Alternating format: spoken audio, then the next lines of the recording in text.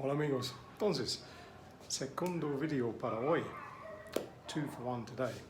So, recuerdas que día pasado yo dije que estoy preparando para ir al gimnasio y necesito hacer una conversación con el entrenador ya para ayudarme con algunos de mis ejercicios. Entonces, aquí es el proceso que yo utilizo para preparar por esta conversación. ¿Listo? Entonces,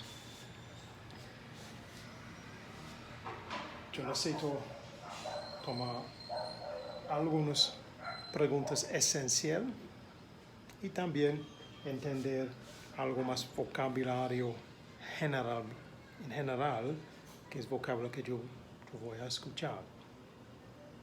So, as you remember from the other day, I'm going to visit the gym soon and have a conversation with the trainer there to get some help with some of the stuff I'm doing. So to prepare for this, obviously, again, like when I was preparing to visit the library, places like that, I need to construct the essential questions I need and to separate these from the general vocabulary, the stuff I'm going to hear. So this is me demonstrating that, okay? So first thing I did, obviously, I'm thinking, what type of questions would I generally like to ask about this topic? And let's just think of lots of different questions, different ways I could ask the question. So I had quite a few, obviously I need your help. What can I do to improve? What am I doing wrong? Can you show me? I'd like to improve my 3 key lifts. What do I need to do? What would you suggest? How can I get better? What do I need to change?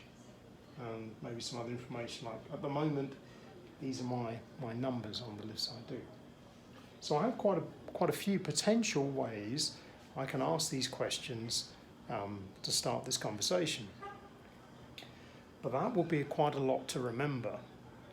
So instead, I'm trying to reduce this down, so I've gone for the top 3 most essential that still get me the information I need without me needing to remember an awful lot of key sentences. Yeah? So I've reduced these down. So clearly, I need your help. Then I'm going to ask, I'd like to improve my 3 key lifts, because this is the thing I'm trying to do.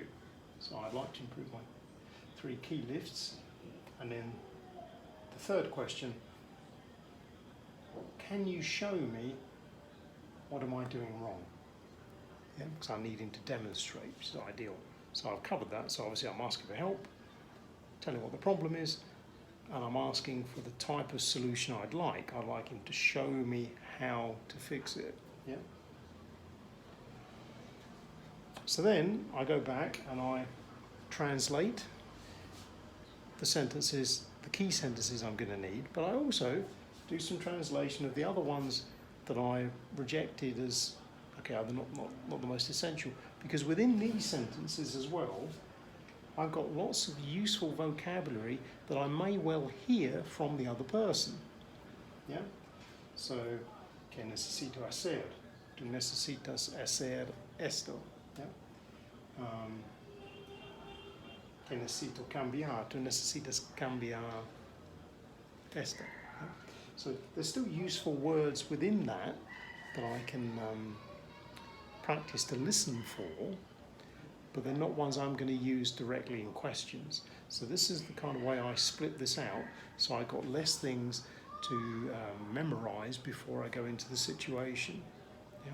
So I'm going to do a general reading of the vocabulary from all the questions, just so I've got a sense of the kind of words I'm looking for. So hacer, mejorar, cambiar. And then obviously we've got some other general vocabulary clearly I'm going to need so I can follow his instructions, so parts of the body, different ways to move, up, down, faster, slower, this kind of thing. Yeah? But again, these aren't ones I'm necessarily going to use myself particularly. So this is just so I'm familiar with what I'm likely to hear. But the key ones I need are: necesito tu ayuda, I need your help. Me gustaría mejorar mis tres levantamientos clave. I would like to improve my 3 key lifts. ¿Tú me puedes mostrar qué estoy haciendo mal? Can you show me what I'm doing wrong?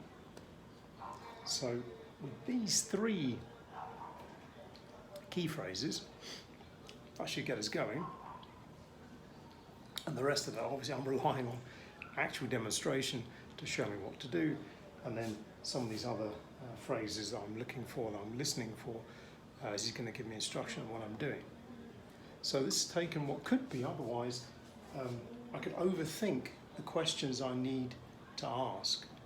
I could prepare all of these questions, but I think if I did that, because there are even more ways I could ask the same kind of question, it leaves you getting confused, and then you end up getting words mixed up, and it's not quite so easy to remember. So I find if I look at the possible questions and then pick like the best 3, just practice those, and then when you're in the situation, because you practice the general vocabulary that's useful in that scenario, the rest of it really just becomes a nice conversation, because the other person, the native speaker, is going to be doing a lot more talking for you. All you need to is really listen, wait, and then add one of your key questions at an appropriate point.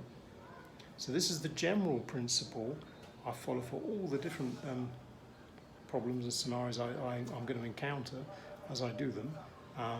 So we'll see how we go with this one, and I'll feed you that back in a day or 2 when I've had the conversation. We'll let you know. But for now, I'm going to practice just these 3 key questions, and then I'll do a little bit of reading just of some of the general vocabulary. And as well for this, because this is obviously quite a practical situation, YouTube as well is very helpful for this, because in this case, I know the kind of training stuff I'm looking for, so I can look up and just look for some videos of people demonstrating this kind of thing, but in Spanish. Listen to a few more of those as well before I go and have this conversation, and then I've become more exposed to all the kind of vocabulary and the general ways my trainer's likely to speak to me to explain it. So it's kind of like practicing before you go. And you can do this for most of these kind of situations. You know, you should look for something in Spanish that's covering that situation. Listen to it a few times as well, so that gives you a sense of the vocabulary you're going to hear when you're in that situation. And then just get yourself ready with your 3 or 4 key questions for you to ask in that situation. And hopefully, it should be a lot calmer, stress-free, and easier to manage. Okay, that's my tip for the day. Hope it's useful. Por favor, déjame saber en los comentarios abajo. Let me know in the comments, and I'll see you next time. Cheerio for now. Bye.